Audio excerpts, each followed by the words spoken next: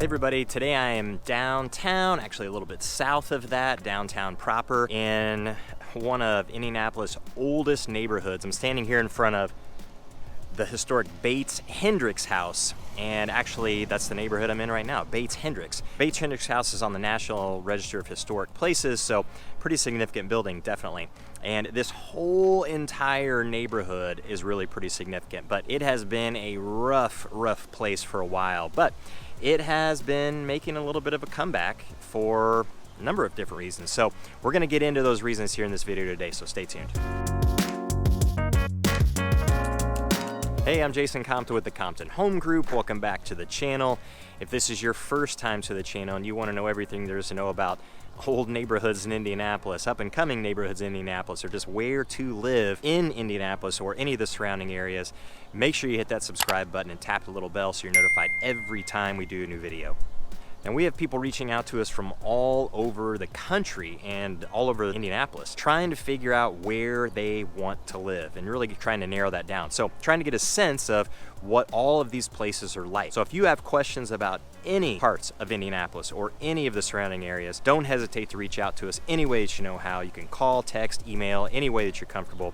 We'll always have your back with those questions, and we'll certainly have your back when it comes time for you to make your move to Indianapolis. So Bates Hendricks is definitely old. It's one of the older neighborhoods you're gonna find in Indianapolis. Just like, you know, looking at this Bates Hendricks house, you're gonna know there's absolutely some history around here, no doubt about it. But it has been in disrepair and ignored or just neglected in a lot of different ways for a very long time. But now in Bates Hendricks, you're starting to see a little bit of a revival. And I would say 20 years ago, it may not have quite been that way, but just across the street here from me right now, you can see a few brand new homes, but of course intermixed in there with all of these others, you've got a lot of older homes, and some of course that need some repair or need some renovating, or maybe need to be torn down completely and you start all over again. Now Bates Hendricks, if you don't know where it is, and I'm gonna actually cross the street here, it is south of downtown. So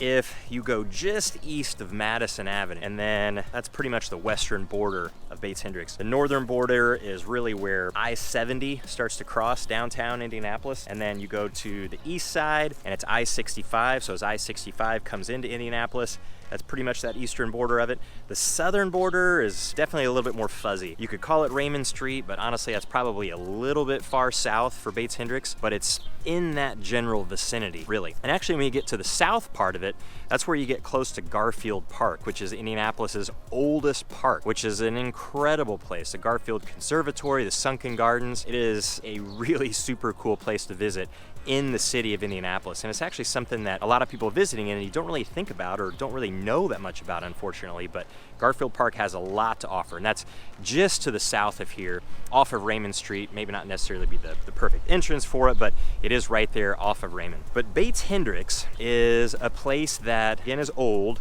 and has been in kind of disrepair, decline for a really long time, but there's a couple reasons why it's become a lot more attractive to people. For one, that you get a lot of people moving back into the city to a lot of different areas. A lot of people are, you know, moving out of the suburbs. Not that the suburbs are necessarily bad, they're a perfect fit for some people, just not a great fit for other people. And Indianapolis has some fantastic suburbs, really nice suburbs. Super safe, relatively affordable when you're comparing it to the rest of the country. You know, maybe not as far as Indianapolis is concerned, they're maybe getting a little bit more expensive, but relatively affordable for sure. But you know, it's not a fit for everybody. Some people want to live in the city and they want to be close to all the things that the city has to offer. And Bates Hendricks is definitely close to a lot of those places, but has a long way to go, even though it has that location. You go just to the north of here, you're in downtown Indy, you got Lucas Oil Stadium very close by. There's some big companies like Rolls-Royce and Eli Lilly right here next to Bates Hendricks. So a pretty good location, it would seem. But the thing that's really pushing the revival of a place like this, other than people wanting to be back in the city, are some nearby neighborhoods. So you've got Fountain Square and Fletcher Place, which are absolutely enormously up and coming. And if a place like Fountain Square, especially 20 years ago, you would have said that it's up and coming or a desirable place to live, most people would have said you're pretty crazy, because now It is absolutely a super popular place to be, very funky, very hip, and it has a tremendous number of restaurants and bars, lots of entertainment and arts and theaters, tons going on there in Fountain Square, and that's very close to here. The only disadvantage probably for Bates Hendricks to Fountain Square is that you have I-65 that splits the two. So it's not necessarily super easy to get from Bates Hendricks to Fountain Square if you're on your bike or walking, because you've got a limited number of spots where you can actually get across I-65. But that location, just in general, easy drive, for the most part an easy bike ride to get over to Fountain Square, makes Bates Hendricks a little bit attractive. And of course, Bates Hendricks is going to be a lot less expensive in some cases than what Fountain Square could be. Fountain Square, easily you can get into a newer home over there, one on a lot where the old home has been torn down, brand new one built, and for the most part, super nice, ultra contemporary homes. You're talking $400,000, $500,000, and in a lot of cases, $600,000 and $700,000. That's quite a bit of money, really, in a place that honestly isn't all the way back.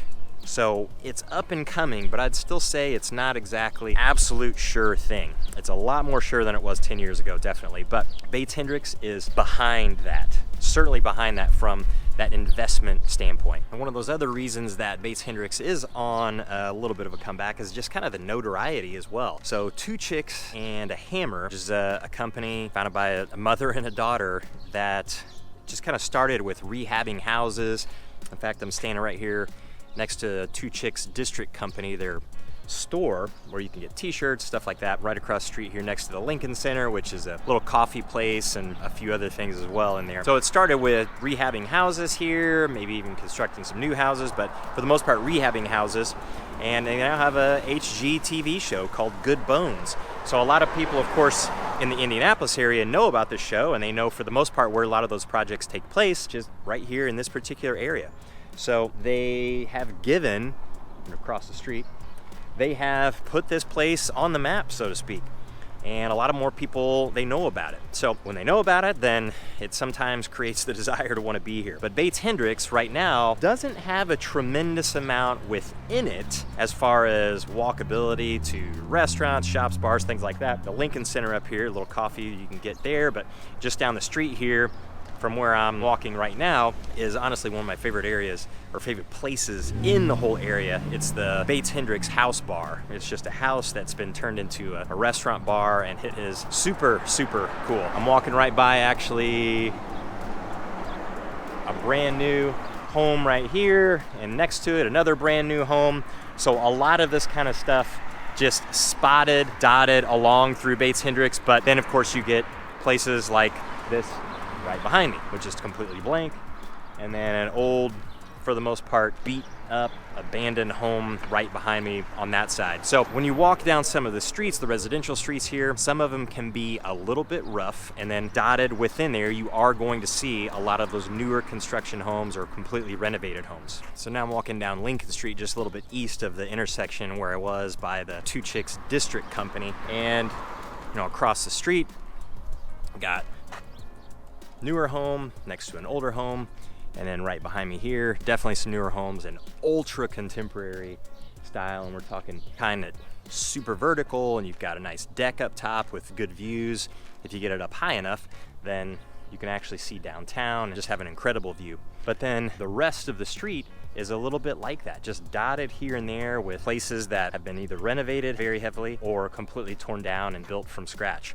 But this whole area has just got an incredibly dense, very, very dense urban feel. So the streets aren't necessarily rolling through here very wide, a lot of parking on the street, not gonna be going very fast through here, but your houses are gonna be very close together. You don't have a lot of space in the front, and if you have a garage, it's gonna be a detached for the most part in the back with an alley behind each of the houses here to get access to that garage in the back of your house. But that's the kind of living and lifestyle and home that a lot of people are interested in, especially if they want to be in a location like this. But Bates Hendricks, up and coming for all of those reasons, although it still, I'd say, has a distance to go. It would still be a bit of a risk living here unless you just really want to be on that cutting edge of being in a place like that and sort of leading the charge for the comeback that it seems to be making. But close to Fountain Square, close to Fletcher Place, close close to downtown. All of those places definitely within biking distance from here, and obviously easy drive. So if the location makes sense for you, it could be something that's on your radar. But if you have any questions at all about this particular neighborhood, Bates Hendricks, any of the nearby neighborhoods,